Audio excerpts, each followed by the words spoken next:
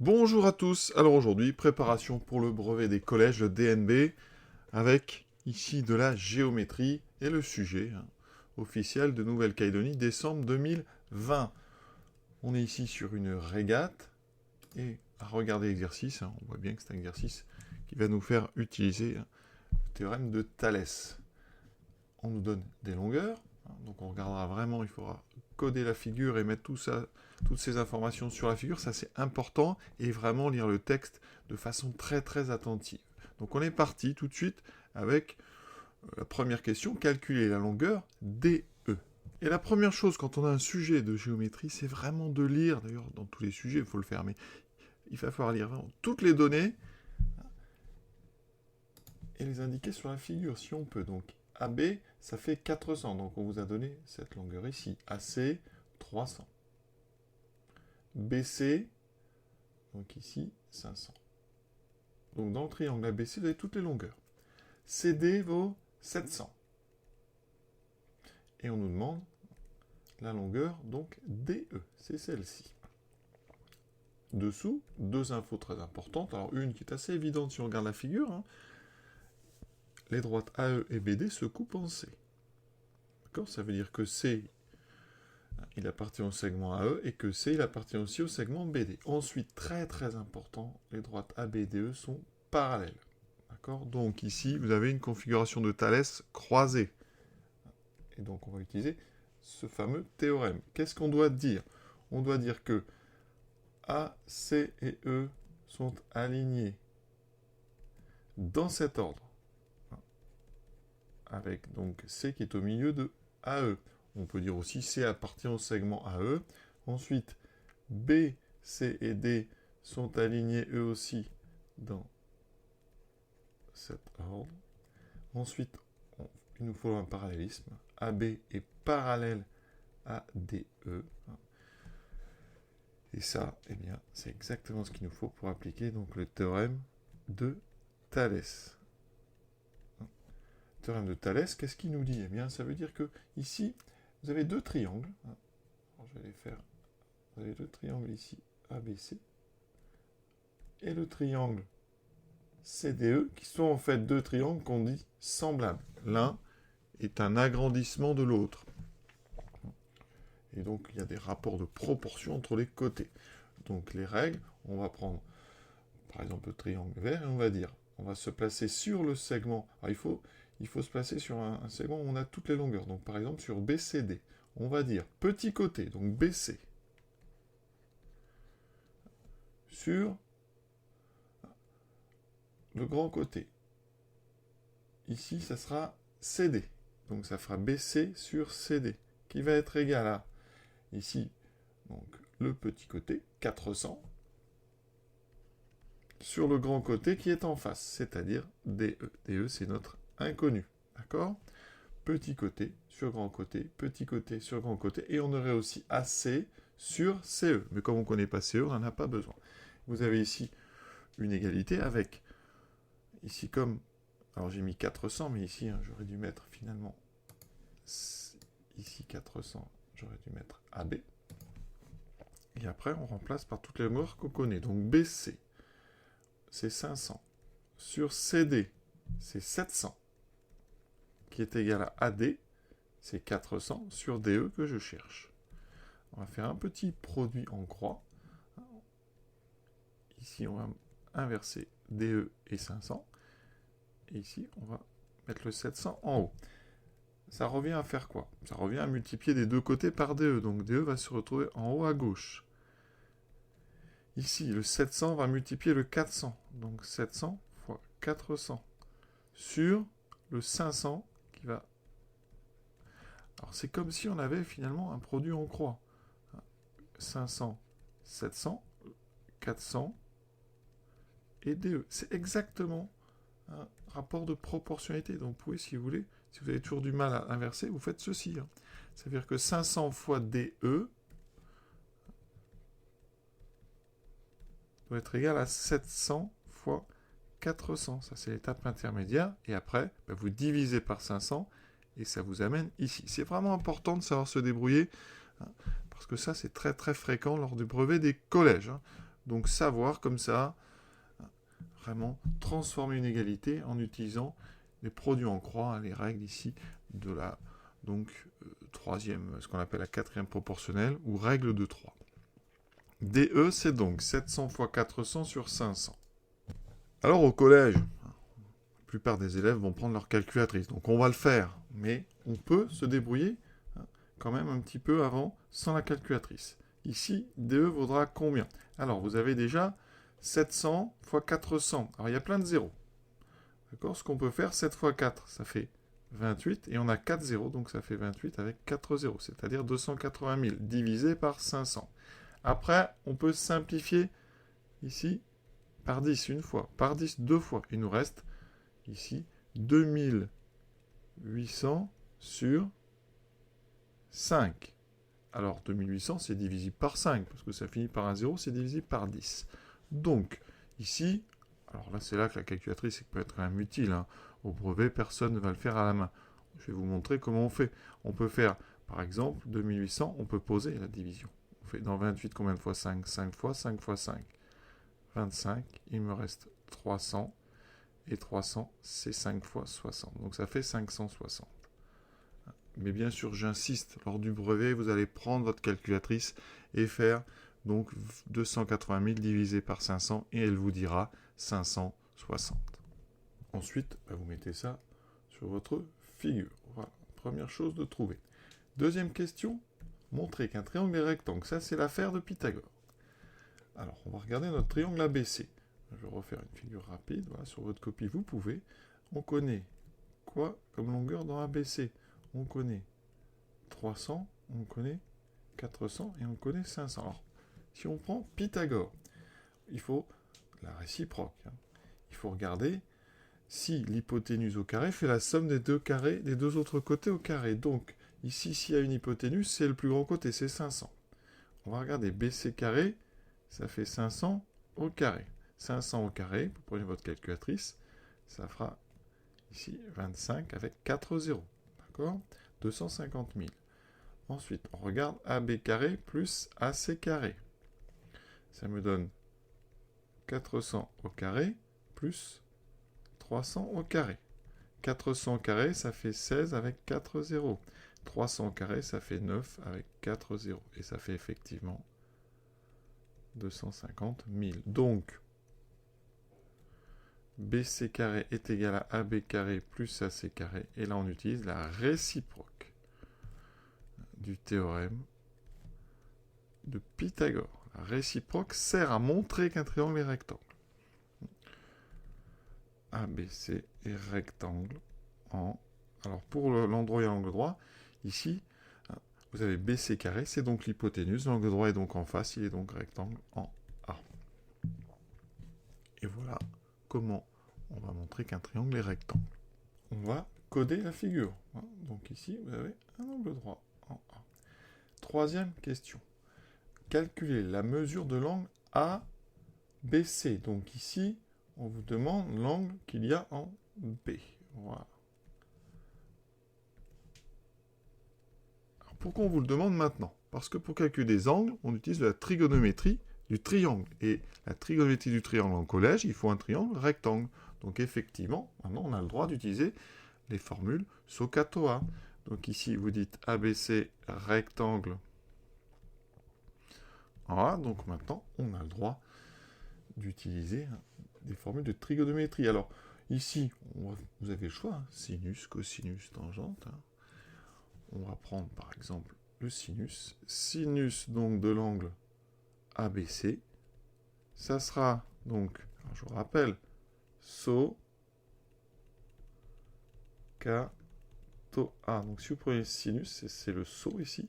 Sinus égale opposé sur hypoténuse. Donc ici, opposé de l'angle, c'est 300. Sur l'hypoténuse, le plus grand des 3, 500. C'est donc 300 sur 500. Alors, vous prenez votre calculatrice. Sinon, vous simplifiez. On peut simplifier par 10, puis encore par 10. Ça fait 3 cinquièmes. Elle vous dira que c'est 0,6. Ensuite, vous prenez votre calculatrice. Vous tapez. Donc, il vous faut l'angle quand on connaît le sinus. Donc, il faudra utiliser la touche qui est au-dessus, l'instruction qui est au-dessus de sinus, c'est arc sinus. Donc sinus moins 1. Si vous faites arc sinus, vous indiquez 0,6, vous fermez la parenthèse, vous vérifiez bien que vous êtes en degrés, et ici on obtient 36,87. On veut arrondir au degré, donc on va dire à peu près 37 degrés.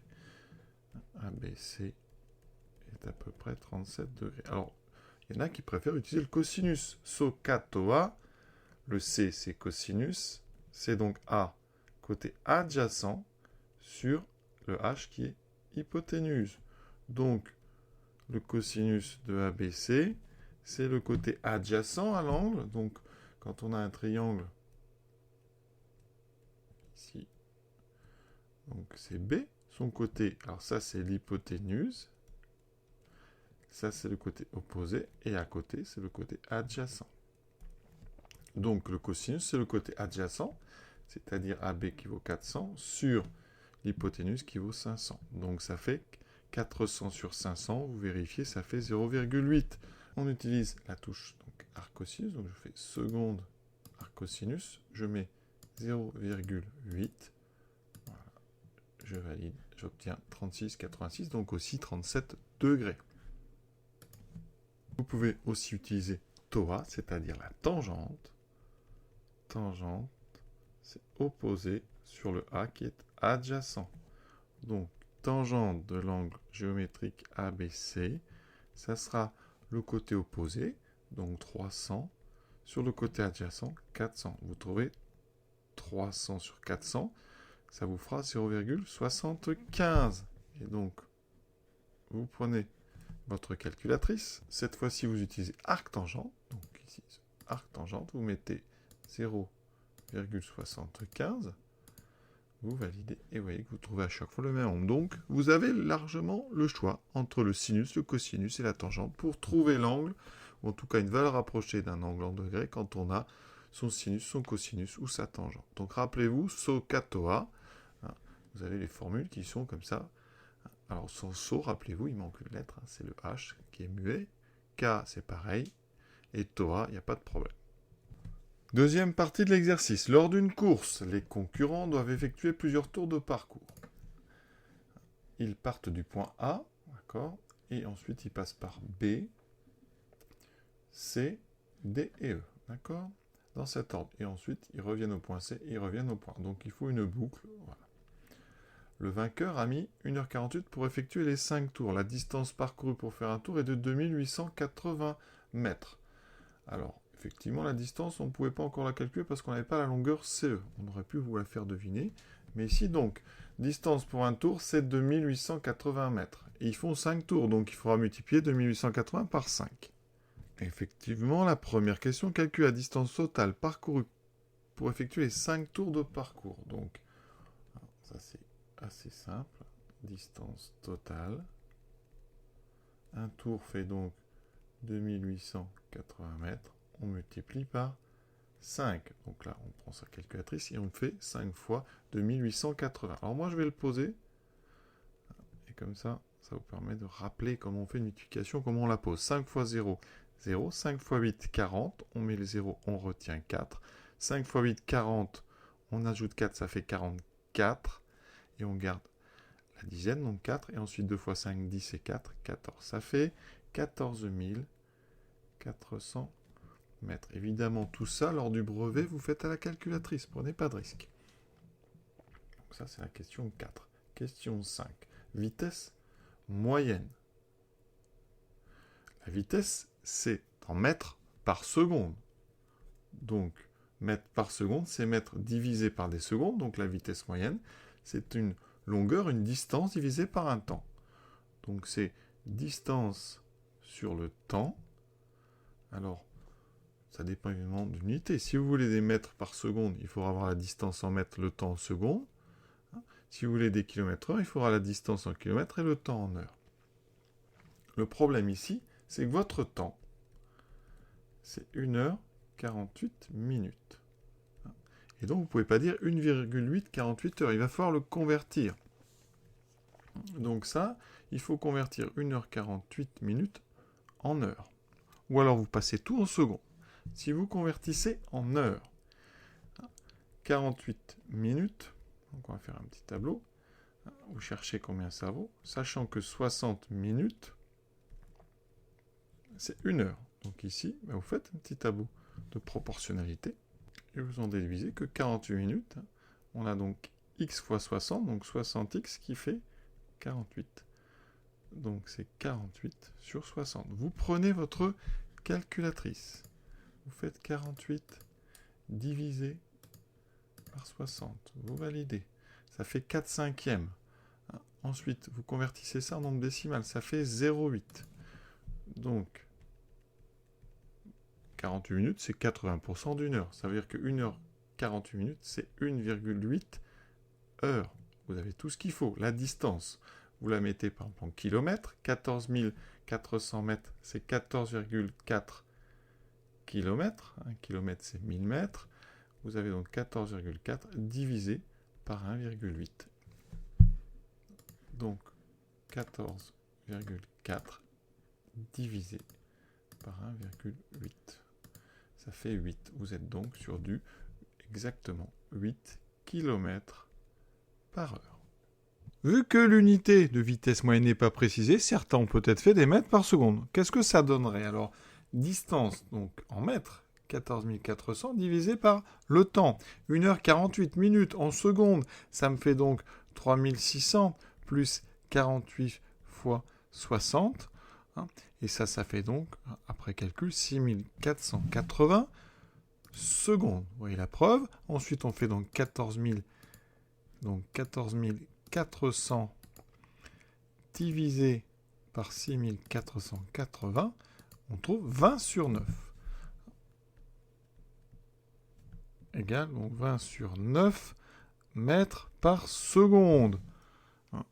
Et donc maintenant, si vous voulez retrouver le résultat de tout à l'heure en kilomètres par heure, il faut convertir des mètres par seconde en kilomètres par heure. Comment fait-on?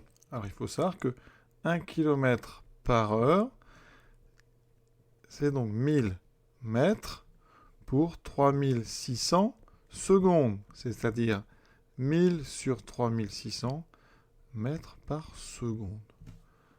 Et si on simplifie ici, ça fait donc 1 sur 3,6 mètres par seconde. Donc, si on multiplie par 3,6, 1 mètre par seconde, c'est 3,6 km par heure. Et donc, quand on a une vitesse en mètres par seconde, il suffit de la multiplier par 3,6 pour obtenir la vitesse en km/h. Donc, ici, on avait 20 sur 9 fois 3,6. Donc, on regarde combien ça fait. Mais normalement, ça va donner 8 km par heure. Donc, on va regarder. 36. Donc, 20 fois 36. Ça fait déjà 10 fois 36. Ça fait 10 fois 3,6, ça fait 36 fois 2, 72 sur 9. Et on trouve 8 km par heure. Donc, vous voyez que les deux méthodes marchent et amènent à un résultat qui est le même, avec des unités différentes. Mais ici, on n'a pas précisé, donc c'est vrai que c'est un petit peu bizarre. Alors, le fait qu'on vous demande d'arrondir à l'unité,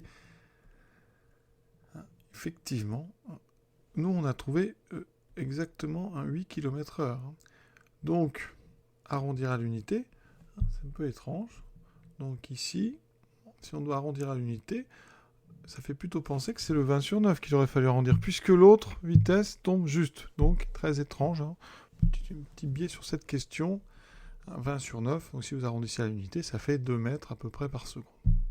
On ne va pas s'attarder sur ce petit problème d'unité. Donc, sur ce exercice terminé, j'espère que ça vous a permis de mieux comprendre. En tout cas, je vous souhaite une bonne fin de journée et bonne continuation dans votre préparation au brevet des collèges.